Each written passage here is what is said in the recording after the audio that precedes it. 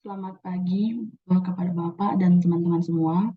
Di sini saya Blintawati Jalda Bulu Ginting dengan NIM 2014-01-003 ingin menjelaskan tentang tugas yang telah saya buat tentang risk management. Nah, jadi di sini kita menelaah tentang risk management yang ada di COSO. Jadi kerangka kerja manajemen risiko perusahaan COSO adalah salah satu pendekatan yang paling komprehensif untuk manajemen risiko karena cakupannya dari semua tingkat organisasi dan fokus yang luas jauh di luar TI. Nah, seperti yang diilustrasikan di samping ini, jadi komponen organisasi yang terintegrasi dalam kerangka kerja COSO untuk manajemen risiko perusahaan meliputi yang pertama itu ada internal environment. Jadi ini adalah faktor-faktor atau kondisi umum yang berada di dalam suatu organisasi dan termasuk kekuatan sebuah perusahaan. Contohnya itu seperti karyawan, pimpinan perusahaan, fasilitas perusahaan, hak cipta, pendapatan, dan lainnya. Yang kedua itu ada objective setting. Jadi objective setting itu adalah penetapan tujuan dan sasaran strategis yang harus dinyatakan dengan jelas agar organisasi mengidentifikasi peristiwa potensial yang mempengaruhi pencapaian mereka. Nah, jadi contoh tujuan-tujuan pengendalian internal COSO sebagai berikut. Yang pertama itu ada tujuan operasi, di mana ini berkaitan dengan efektivitas dan efisiensi operasi entitas, termasuk aset terhadap kerugian. Yang kedua itu tujuan pelaporan, ini berkaitan dengan pelaporan keuangan dan non-keuangan internal, baik eksternal dan dapat mencakup keandalan, ketepatan waktu, transparansi, atau persyaratan lain yang ditetapkan oleh regulator, pembuat standar yang diakui, atau kebijakan entitas. Yang ketiga itu ada tujuan kepatuhan, ini berkaitan dengan kepatuhan terhadap hukum dan peraturan yang menjadi subjek entitas. Nah, yang ketiga itu ada event identification. Jadi, COSO sendiri mendefinisikan sebuah peristiwa sebagai insiden atau kejadian yang berasal dari sumber internal atau eksternal yang mempengaruhi implementasi strategi atau pencapaian tujuan.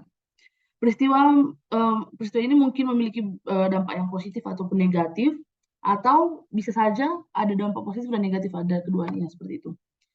Suatu peristiwa mencerminkan ketidakpastian, kemungkinan atau ketidakmungkinan suatu terjadi, sulit untuk mengetahui kapan dan sampai kapan ia terjadi.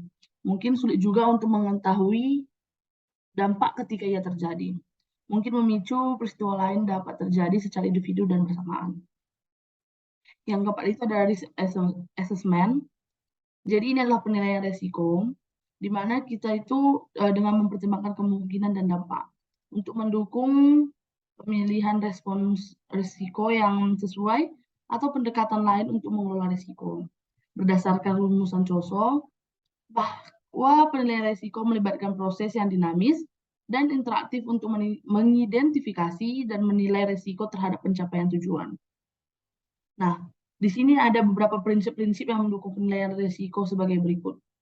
Yang pertama, organisasi menetapkan tujuan dengan kejelasan yang cukup untuk memungkinkan identifikasi dan penilaian risiko yang berkaitan dengan tujuan.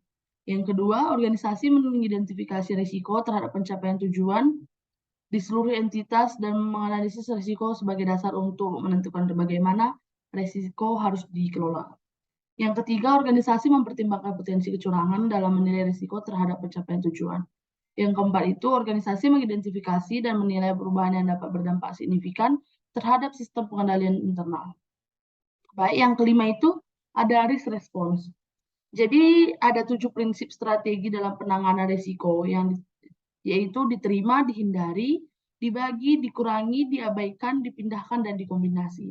Pada dasarnya, agar penanganan risiko dapat dilakukan secara efektif dan optimal, terdapat 3 pertimbangan penting, yaitu dampak risiko, biaya penanganan risiko, serta kemampuan dalam menangani risiko tersebut.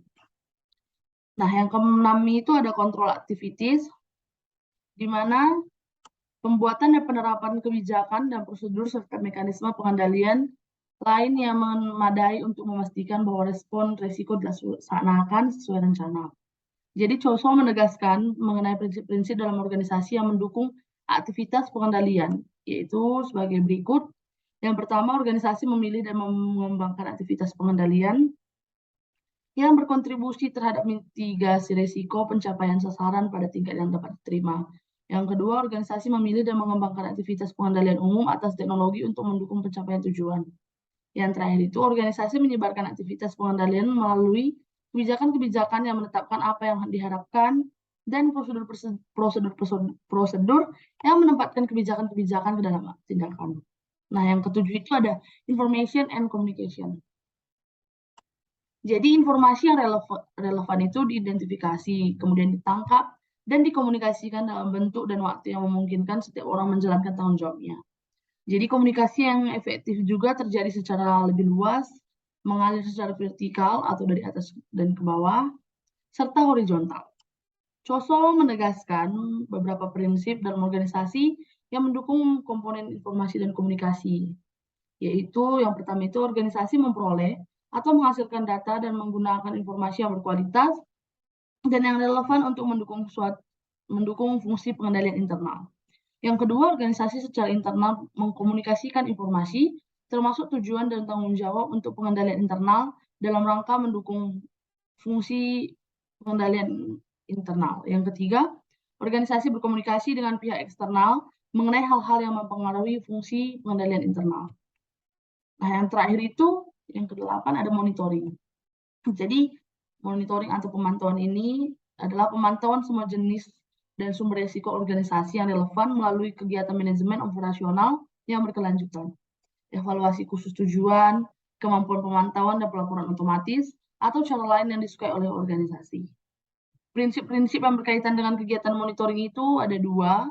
Yang pertama itu organisasi memilih, mengembangkan, dan melakukan evaluasi berkelanjutan dan atau terpisah untuk memastikan apakah komponen pengendalian internal ada dan berfungsi. Yang kedua itu, organisasi mengevaluasi dan mengkomunikasikan defisiensi pengendalian internal secara tepat waktu kepada pihak-pihak yang bertanggung jawab untuk mengambil tindakan korektif, termasuk manajemen senior dan dewan direksi sebagaimana mestinya.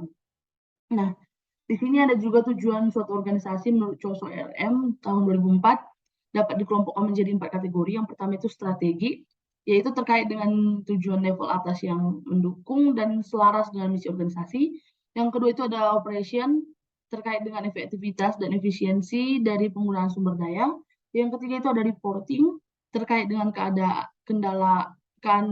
keandalan dari pelaporan organisasi. Dan yang terakhir itu compliance, terkait dengan kepatuhan terhadap hukum dan regulasi yang berlaku. Baik, terima kasih. Sekian dari hasil tugas yang telah saya buat. Apabila ada kesalahan kata, saya minta maaf. Terima kasih, Pak.